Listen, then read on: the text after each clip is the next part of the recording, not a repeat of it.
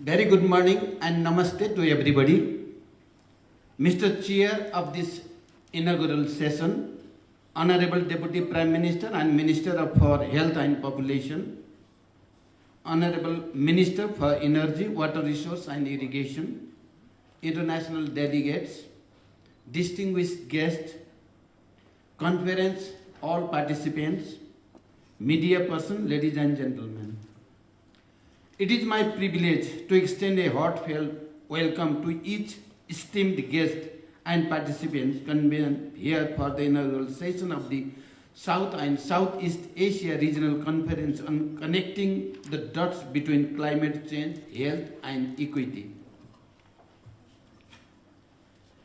At the outset, I extend my sincere appreciation to all the universities, academics and institutions from USA, Canada, Pakistan and also from Nepal, whose joint effort in organizing this event highlights the importance of partnership in tackling the complex challenge of climate change, health and equity. This gathering underscores our collective commitment to addressing these pressing issues through a unified and comprehensive approach. While acknowledging the significance of this monumental event, the government of Nepal sees it as a crucial step forward in our journey toward a future characterized by justice, sustainability and fairness. Distinguished guests, the challenges posed by climate change are immense, touching every corner of our planet, impacting our societies, health system, and the natural environment. The trumpet call from climate scientists is clear and urgent. We must significantly reduce greenhouse gas emissions to avoid surpassing the critical threshold of 1.5 Celsius. This is especially vital for nations like ours, with our beautiful yet vulnerable mountainous landscape and as a least developed country where the consequences of climate change are not just abstract statistics but harsh realities. Landslide, flood, wildfire, glacier lake outburst and drought have become more frequent and devastating. The disparities in the impact of these disasters are stark, disproportionately affecting the most vulnerable among us, the poor, women, children, and our indigenous and ethnic communities. Recent reports have alarmingly noted that the Himalayas, our majestic natural fortress, and a global ecological treasure, have lost 1/3 of their glacier. This loss threatens not just the biodiversity but the very livelihood of billions of people downstream.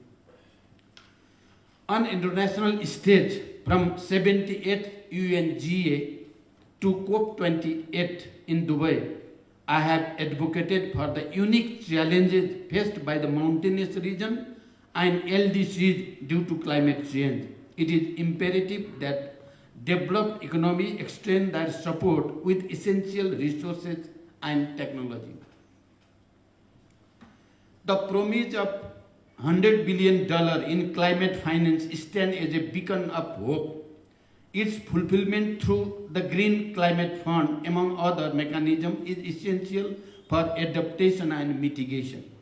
The Loss and Damage Fund remains equally pivotal for the purpose. In this vein, I express our gratitude to Mr. Antonio Guterres, the United Nations Secretary General, for his visit and for emphasizing the urgent need for action in Nepal.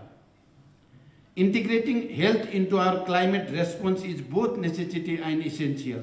COP28 Declaration on Climate and Health, placing health at the forefront of the climate action, echoes our belief in the interconnectivity of climate change and health outcomes that significantly minimize health risk from climate change impact, I feel today's conference is a proper moment reinforcing our commitment to strengthening health system against environmental adversities.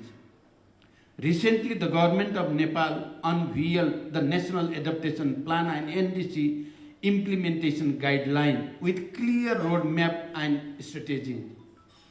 These documents are not just plans, they are a testament to our resolve, outlining a clear and strategic pathway forward. They specifically prioritize the mitigation and climate change effects on human health and well-being, emphasizing our dedication to safeguarding our communities against the escalating impact of the environmental change. Nepal is fully committed to the Paris Agreement. We are committed to achieving net zero greenhouse gas emission by 2045, 5 years earlier than the global target. We are fully committed in harnessing our hydropower potential for clean energy and preserving our forest with a minimum of 45% of the forest covered land.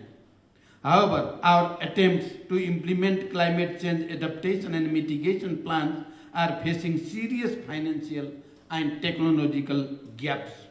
Distinguished guests, the complexity of our region demands a holistic strategy that blends climate change, health, and social justice. Our communities are battling the effects of climate change manifested through malnutrition, pollution, increased disease, and natural calamities. These challenges underscore the entangled fate of human health and environment and call for localized, comprehensive responses. Given the varied landscape and cultural context within our region, collaboration becomes imperative. We are committed to leveraging research, innovation, and indigenous wisdom to empower our health system and community resilience.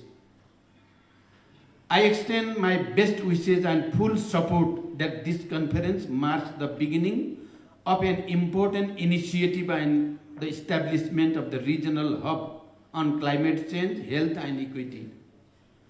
This endeavor signifies our collective resolve to drive meaningful change and foster a resilient, equitable, and sustainable future. I extend my heartfelt gratitude to the organizer, participant, and international community for your invaluable contribution to this cause. Let us be guided by hope, collaboration, and a unified ambition to safeguard our planet and its inhabitants. In closing, I reiterate my heartfelt welcome and wish you a delightful stay in Nepal, filled with experience of our unique culture and breathtaking natural beauty. Thank you. Dhanyavad.